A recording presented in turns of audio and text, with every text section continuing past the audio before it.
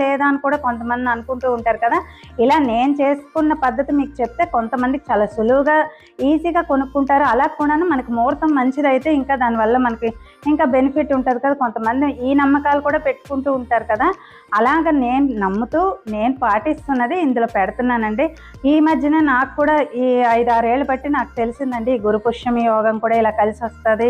గురువారం కొంటే మంచిది, ఏదైనా వస్తువు అంటే మన బంగారం కొనాలంటే గురువారం కొంటే మంచిదని కూడా నాకు తెలిసింది. తర్వాత ఈ 5-6 ఏళ్ళు బట్టి కూడాను ఒక ఇంచుమించు 7-8 ఏళ్ళు అనుకోండి గురు పుష్యమి యోగం గురించి కూడా నాకు తెలిసి నాకు ఇంకా సంతోషం అయిపోయింది. ఇది కూడా ఇలా కూడా కొనుక్కోవచ్చా, ఇలా కూడా ఉంటాయా డేట్లు.